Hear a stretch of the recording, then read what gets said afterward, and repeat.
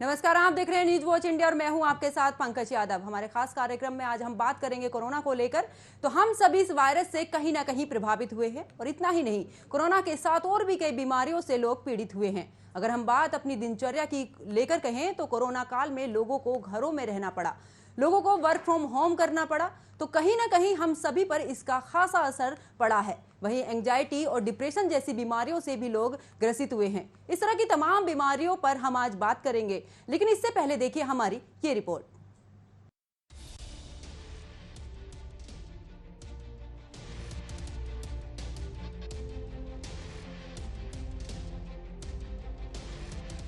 दो साल पहले दुनिया को हिला देने वाला कोरोना वायरस भले ही कम हो गया है, लोग भी इसको लेकर काफी सचेत हो गए हैं, लेकिन जिस तरीके से कोरोना वायरस ने लोगों को अपनी चपेट में लिया है, उससे कहीं न कहीं कुछ ऐसी बीमारियों से भी ग्रस्त कर दिया है जिसको लेकर लोग कम समझते हैं। बुखार, खांसी, जुकाम लोगों को कोरोना वायरस के लक्षण बताते हैं, तो वहीं इस बीमारी से ग्रस्त लोगों को कोरोना अपने पीछे कई ऐसी बीमारियां भी दे गया है जिन बीमारियों की ओर हम सभी कम ध्यान देते हैं। कोरोना संक्रमित लोग जब इस बीमारी से ठीक हुए तो वहीं कुछ लोग पोस्ट कोविड में पहुंच गए। चलिए हम आपको पोस्ट कोविड के बारे में बताते हैं। पोस्ट कोविड सिंड्रोम का मतलब है कोरोना वायरस से संक्रमित मरीज नेगेटिव होने के बाद भी कई दिनों या महीनों तक उससे जुड़े लक्षणों या दुष्प्रभावों का अनुभव करता रहता है। ये सच है कि वायरस सबसे पहले फेफड़ों को प्रभावित करता है, लेकिन ये किडनी, लीवर, हृदय और रक्त वाहिकाओं को भी प्रभावित कर सकता है। कोरोना संक्रमण के बाद कई मरीजों में नसों में सुन्नपन, अवसाद, भूलने की बीमारी जैसे लक्षण देखे गए हैं, जो ये दर्शाता है कि कोरोना वायरस ब्रेन एवं तंत्रिका तंत्र को प्रभावित कर सकता है।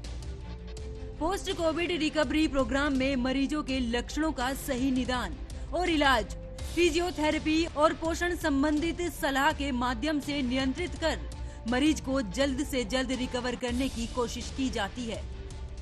जो लोग पहले से ही न्यूरो संबंधित बीमारियों से ग्रसित हैं और कोरोना की चपेट में आए हैं, उन्हें पोस्ट कोविड रिकवरी प्रोग्राम की और भी ज्यादा जरूरत है, क्योंकि इस संक्रमण के कारण उनमें पहले की बीमारियों का फिर से उत्पन्न होना या गंभीर होने का खतरा और अधिक बढ़ जाता है।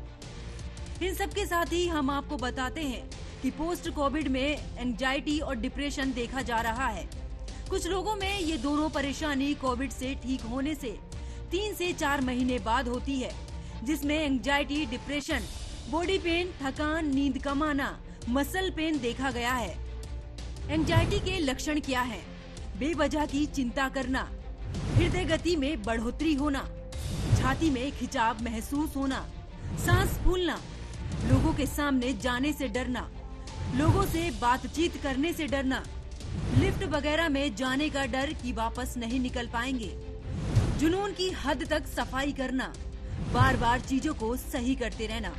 डिप्रेशन के लक्षण: दिन भर और खासकर सुबह के समय उदासी, लगभग हर दिन थकावट और कमजोरी महसूस करना, स्वयं को अयोग्य या दोषी मानना, एकाग्र रहने और फैसले लेने में कठिनाई होना, लगभग हर रोज बहुत अधिक या बहुत कम सोना, सारी गतिविधियों में निरस्ता आना, बार बार मृत्यु या आत्महत्या का विचार आना, बेचैनी या आलस महसूस करना, अचानक से वजन बढ़ना या कम होना।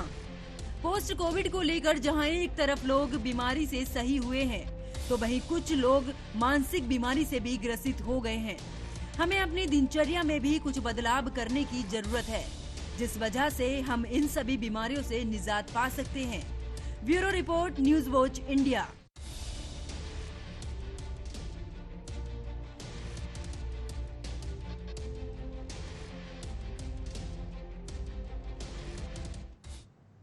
तो हमने आपको कोरोना, पोस्ट कोविड और उसके साथ ही एंजाइटी और डिप्रेशन के बारे में बताया है। तो वहीं इन बीमारियों से कैसे बचे, इसको लेकर हमारे साथ इस कार्यक्रम में जुड़ी हैं मानसिक रोग विशेषज्ञ डॉक्टर हेमिका अग्रवाल। डॉक्टर हेमिका अग्रवाल, आपका बहुत बहुत स्वागत है न्यूज वॉच इंडिया पर। सबसे पहले हेमिका अग्रवाल, अगर बात करें कोरोना की, तो इस दौरान हमने सबसे ज्यादा देखा है कि डिप्रेशन और एंजाइटी की जो समस्या है वो ज्यादातर देखने को मिली है। तो कैसे इससे निपटा जाएगा? देखिए, इसमें इस पैंडेमिक ने ये बहुत ही अनफॉर्चुनेट रहा है कि पूरा विश्व इन्वॉल्व हुआ और सबके साथ में ही कोई भी ऐसा इंसान नहीं रहा जो कि पैंडेमिक से अछूता हो। हर किसी पर इसका किसी ना किसी डायरेक्ट या इनडायरेक्ट प्रभाव जरूर पड़ा है। और कई लोगों के एम्प्लॉयमेंट चले गए, कई लोगों को कोविड हुआ जिसकी वजह से उनका काफी नुकसान हुआ, कई लोग गुजर गए तो उनके जो पीछे रहे हुए घर वाले हैं जो बच गए, उनके मानसिक स्वास्थ्य पर बहुत बुरा असर पड़ा। तो शारीरिक स्वास्थ्य के बारे में तो हम बात करते ही हैं, लेकिन कोविड ने मानसिक स्वास्थ्य पर भी बहुत बड़ा अपना रोल लिया है। तो हम डॉक्टर इसको हिमिका, कैसे ओवरकम कर सकते हैं? बिल्कुल हाँ जी, बताइए। बिल्कुल। यहाँ पर ये भी है कि जैसे एंग्जाइटी और डिप्रेशन की अगर हम बात करें तो इनके जो लक्षण होते हैं कहीं ना कहीं एक बराबर से उसमें आ जाते हैं। तो हमें कैसे, अगर शुरुआत इस बीमारी की हुई है, इससे हम ग्रस्त हुए हैं, तो हम कैसे पता लगाएं कि हमें इस बीमारी से हम ग्रस्त हैं? देखिए, अगर हमें एंजाइटी या डिप्रेशन जो कि अवसाद भी कहा जाता है, इससे ग्रस्त होने की शंका है, सबसे पहले हम अगर इनके सिम्टम्स को समझें, जैसे हमने अभी शुरू में रिपोर्ट में भी देखा, सिम्टम्स को अगर हम ठीक से पहचानेंगे तो और दोनों में फर्क करना पहचानेंगे तो फिर हम अपने में जल्दी ये सिम्टम्स पकड़ सकते हैं, डिप्रेशन या एंजाइटी के होने को पकड़ सकते हैं और जल्दी हेल्प ले सकते हैं।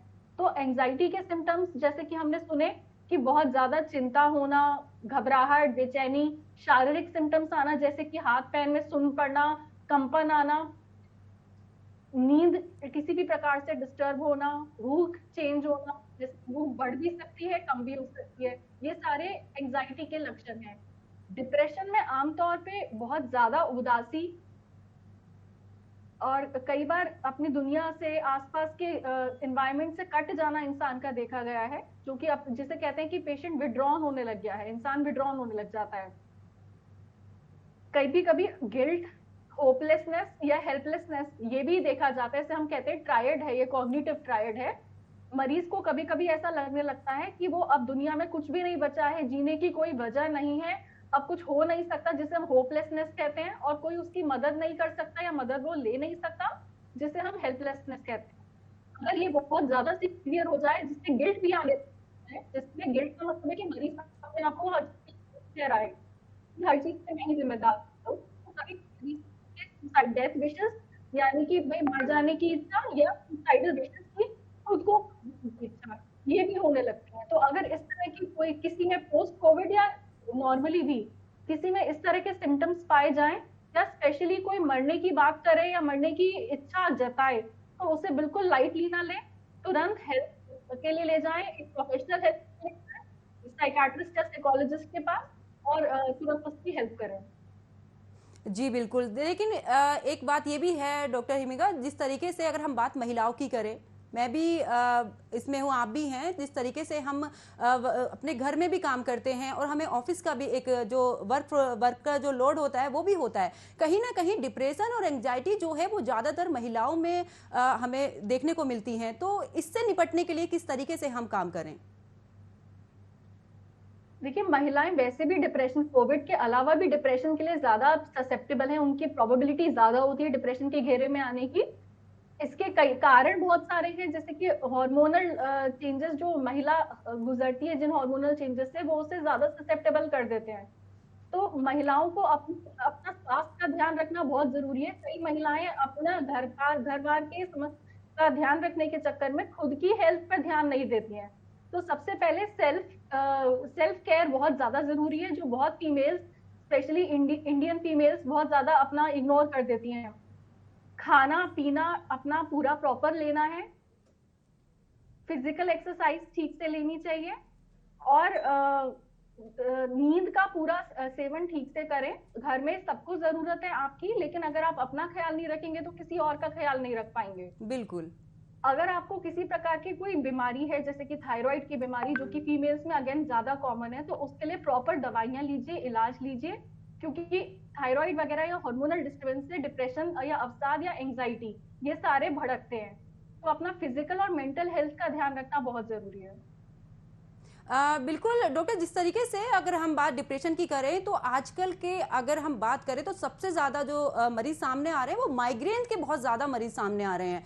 तो इसको लेकर मतलब किस तरीके से इससे बचा जा सके, या फिर किस तरीके से हम या एक्सरसाइज या मेडिटेशन हम करते हैं उससे हम बच सकते हैं। तो इसके अलावा हम क्या कुछ ऐसा करें कि जिससे थोड़ा जो माइंड का जो प्रेशर होता है उसको हम कम कर पाएं।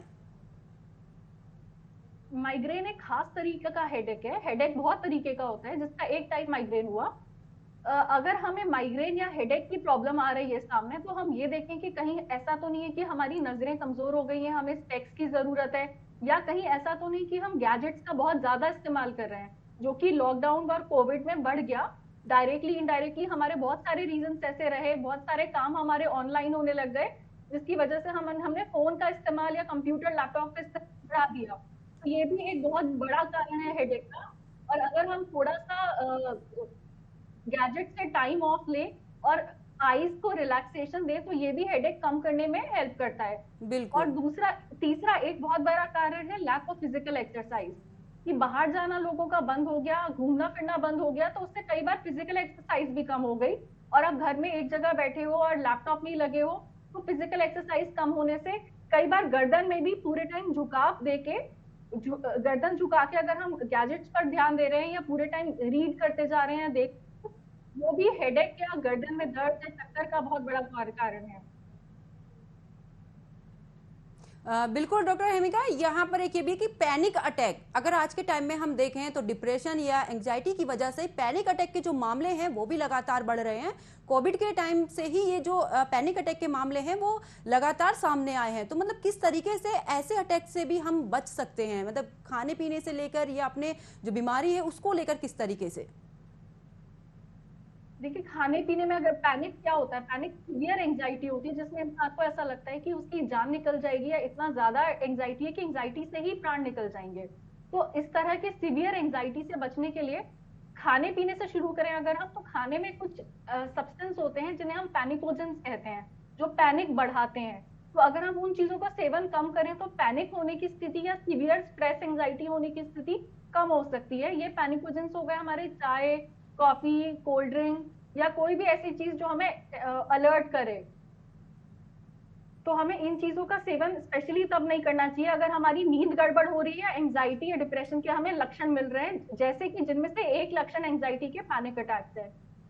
और कभी कभी सीवियर पैनिक का रीजन हमने पीटीएसडी भी देखा है, जो कि आजकल न्यूज में काफी ज्यादा है। बिल्कुल। अगर तो किसी को कोविड के दौरान या लॉकडाउन के दौरान उसने कुछ खराब चीजें देखी हो या बहुत बुरी चीजों से वो गुजरा हो, जैसे कि खुद को कोविड हो जाना, आसपास वालों को कोविड हो जाना, या किसी के गुजर जाने का अनफॉर्चुनेट इंसिडेंट्स देखना, तो ये भी हमें कुछ समय बाद में, इस इंसिडेंट्स के बाद में भी काफी लंबे समय तक परेशान कर सकता है। और रह रह के उससे पुराना फ्लैशबैक की तरह पुरानी चीजें याद आ सकती हैं, सीवियर पैनिक अटैक्स हो सकते हैं, एंजाइटी हो सकती है, उसे हम पीटीएसडी कहते हैं, पोस्ट ट्रॉमेटिक स्ट्रेस सिंड्रोम। तो उससे बचने के लिए भी अगर हम ये डेवलप हो गया है, तो कायदे में हमें एक्सपर्ट्स के पास जाके हेल्प लेनी चाहिए। इसमें काउंसलिंग, मेडिकेशन या कॉम्बिनेशन, तीनों में से कोई ना कोई एक रास्ता जरूर चुना जाता है, और साथ में लाइफस्टाइल मॉडिफिकेशन जो हमने अभी भी डिस्कस करा, वो भी ऐड करना चाहिए। बिल्कुल, लेकिन जिस तरीके से इसकी शुरुआत होती है, क्योंकि ऐसा है कि अगर हम सो रहे हैं रात में तो धीरे धीरे जो वो पेन होता है पैनिक अटैक का, वो जब होना शुरू होता है तो किस तरीके से अगर हम अपने घर में भी हैं तो उस टाइम पर हम ऐसा क्या करें जिससे हम उससे थोड़ा सा डॉक्टर के पास तक जाने तक उसमें रिलीफ पा सकें? इसमें जो सबसे कारगर मानी गई है वो रिलैक्सेशन एक्सरसाइजेस हैं, जिनमें ब्रीदिंग एक्सरसाइज एक टाइप की रिलैक्सेशन एक्सरसाइजेस जो कि काफी यूजफुल होती हैं। इसमें एक्सपर्ट्स आपको सिखा सकते हैं, 15 से 20 मिनट या आधा घंटे में आपको पूरा सेशन लेके समझाया जा सकता है कैसे आप रिलैक्स करें।